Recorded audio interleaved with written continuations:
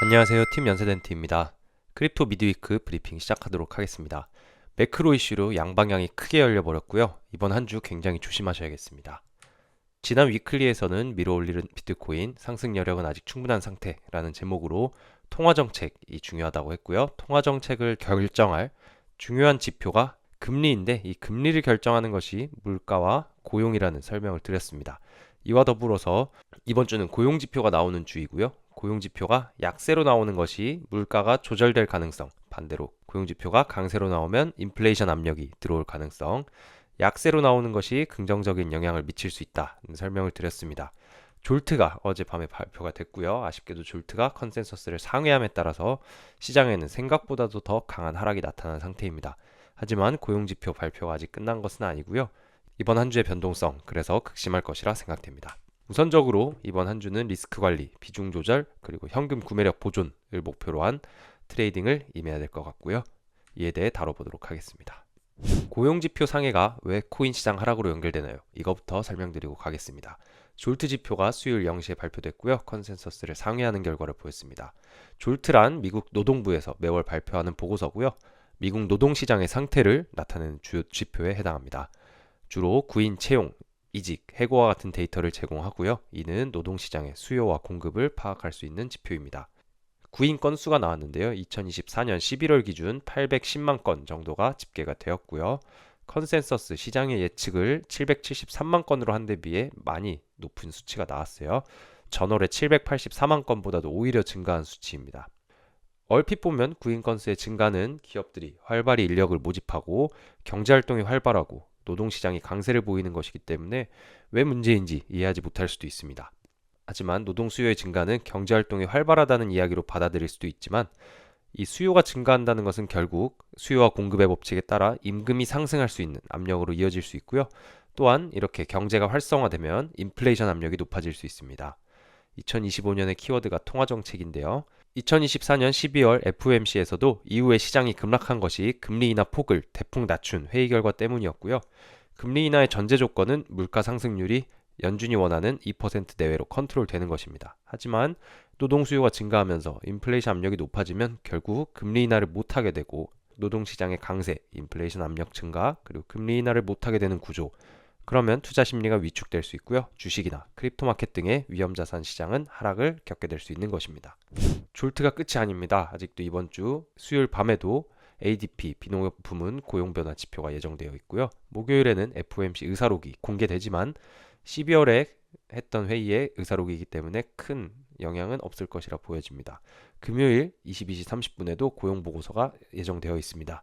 즉, 이 세 개는 반드시 주의 깊게 볼 필요가 있고요. 아직 남아있는 매크로 이슈들이 졸트처럼 굉장히 노동 강세로 나올 경우에는 시장의 하락폭이 더욱더 커질 수도 있습니다. 반대로 ADP나 고용보고서에서 졸트와 방향성을 달리해서 고용 약세의 장을 보여준다면 시장의 하락은 어느 정도 진정되고 다시 매수세가 유입될 수 있습니다. 결국 매크로 이슈는 예측만 가능하고요. 뚜껑을 열어보아야 알 수 있는 경우가 대부분이고요. 예측을 잘 하더라도 예측을 벗어날 경우에는 강한 반대 움직임을 주는 경우가 많습니다. 따라서 매크로 이슈 이전에는 최대한 포지션 사이즈를 축소하고 현금 구매력을 보존하고 리스크 관리를 해두고 분할 수익 실현을 해두는 것이 중요한데요. 이를 다시 한번 느낀 하루라 할 수 있겠습니다. 비트코인 데이터 구조는 많이 안 좋아졌고요. 데이터 구조상 이번 하락에서 롱 포지션에 진입한 주체는 개미들인 것으로 파악됩니다. 이는 추가적인 계단식 하락의 가능성 역시 열어두어야 한다는 의미죠. 현물 선물 CVD 하락 반전 나타났고요. 먼데이 하이 이후에 미결제 약정 역시 하락합니다. 마지막에 좀 상승 반전이 나타났는데요. 이때 유입된 포지션은 개미 롱일 가능성이 높습니다. 그 이유는 펀딩비가 과열되지 않았고 롱숏 계좌비가 급증했기 때문이라 생각합니다. 그래서 아직 남아있는 매크로 지표들의 발표와 개미들의 롱 포지션 유입 정황을 미루어 볼 때 이번 주 향방은 세 가지 리퀴디티 캐스케이드 모델 중에 2번 2중 3중 바닥 모델, 즉 지표가 나올 때마다 이렇게 바닥을 형성해 나가는 모델이 될 수도 있고요. 계단식 하락 모델, 지표가 발표될 때마다 계단식으로 하락하는 모델을 따라갈 가능성도 높아 보입니다. 다만 매크로 이슈가 아주 좋을 경우에는 다시 레인지 내로 재진입해서 상승하는 시나리오도 가능하겠죠. 현재 상황은 이미 발표된 그리고 앞으로 발표될 매크로 이슈들로 인해서 양방향이 매우 크게 열려있는 상황입니다.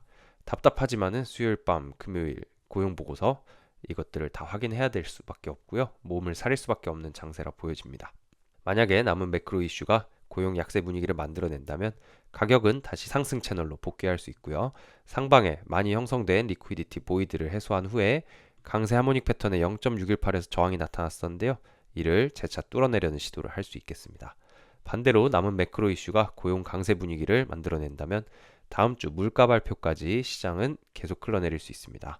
다시 한번 강세 하모닉 패턴의 PRG인 92, 93K 구간을 테스트할 수도 있습니다. 현재 가격은 상승 채널을 하방 돌파한 후에 하락 리테스트까지 나타난 것으로 보여집니다. 하락 중에 파이어 차트를 확인했을 때 고액 금액대에 빠진 모습, 일부 들어온 모습이 보이는데요. 이는 좀 더 지켜봐야 할 것 같습니다. 테더 도미넌스 역시도 4시간 봉 202MA, 이거는 한 달 정도의 지수 이동 평균을 의미하는데요. 여기서의 저항 구간에 도달해 있고요. 여길 넘어서면 불리시 MSB가 발생할 수 있는 구간에 해당합니다. 즉 테더가 상승할 수 있다는 얘기는 크립토 시장은 하락할 수 있다는 얘기고요. 이번 주 고용지표 주간은 가급적이면 비중을 축소한 매매를 하시는 것이 유리할 것이라 생각됩니다. 주중 브리핑 요약 다음같이 해두었습니다. 그럼 이번 주 투자도 화이팅입니다. 감사합니다.